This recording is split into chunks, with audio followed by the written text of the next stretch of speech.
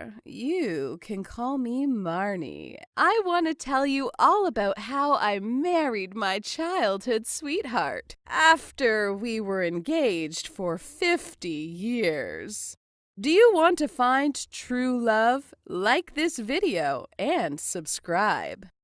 James and I lived right next to each other, and his bedroom window was just across mine.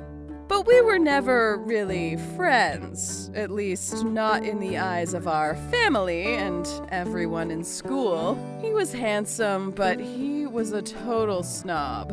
And for me, he was the neighbor I didn't care about until that one summer afternoon in 5th grade when a paper airplane landed in my room. I looked out the window to see where it came from, and I saw James by the window. He told me to open the paper, and what was written on it was a wonderful love poem.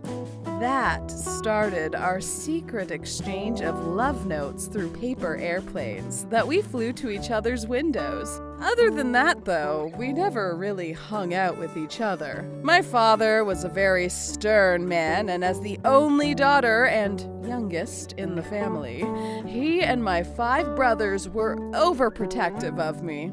Whenever any boy knocked on our door, he'd face them with a shotgun in hand and drive him away, even if it was just an innocent classmate who had no intention of wooing me. I didn't want to cause James any of that kind of trouble, so we kept our relationship a secret. Only our very few and trusted friends knew, and sometimes they'd even help James and I meet in secret. Those were exciting times, but it didn't last very long.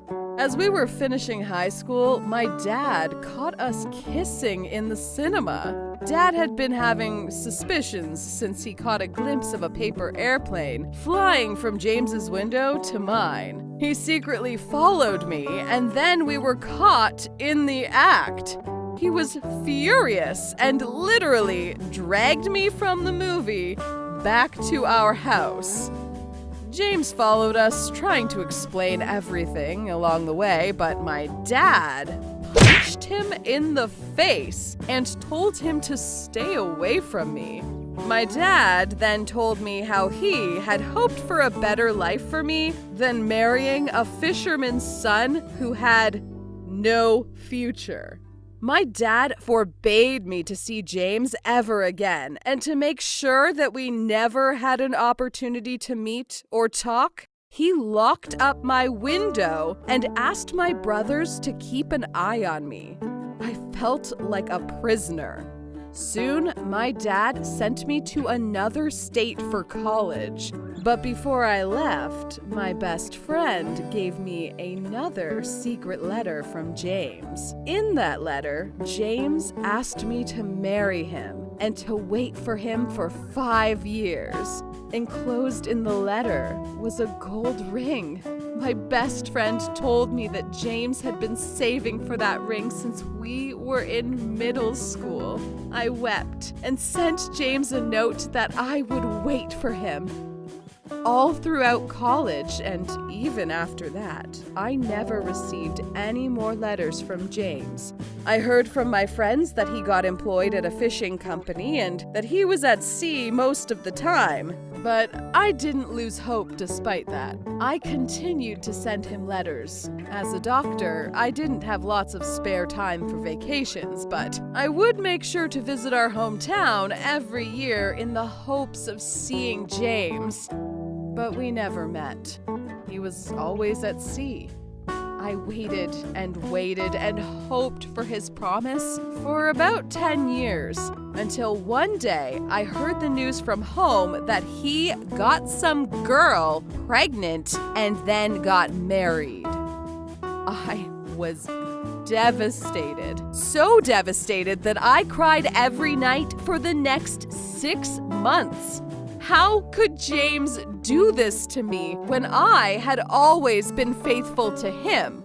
Over the years, I went out with some guys, but I never really settled down. None of the men I dated seemed to measure up to James. I guess your first love never really dies. Several years later, my father confessed on his deathbed that he intercepted all of my letters for James by bribing the local postman and apologized for what he did to me. He showed me a whole box filled with letters that never reached James. No wonder I didn't hear back from him. He must have thought I'd forgotten him. My father successfully ruined my love life and left me miserable. The last thing I heard about James was that he moved to the state where his wife lived, but I really didn't care anymore, you know? I buried myself with my profession and became the typical married to her career kind of doctor. I never retired, and I continued to practice my profession even if I'm already in my 60s. Then, one day, as I was doing my rounds at the hospital, I saw a familiar name in one of the rooms. James Goff. Could it be my James? It had been 50 years since we last saw each other. I nervously entered. When the man lying on the bed saw me, his eyes lit up. "Marnie, is that you?" he said. It was him, indeed. "Hello, James. It has been a long time." I visited him often after that, and we had long talks.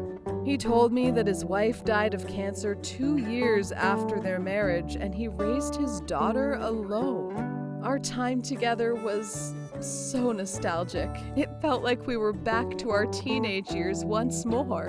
Long story short, we got back together and even tied the knot. That was the story of my 50-year engagement. It took a long time, but destiny still found its course. Do you believe in destiny? Leave your thoughts in the comment section below. If you're enjoying this video, share it with your friends and let's get it to 1,000 likes. And don't forget to check out our other Nutty stories.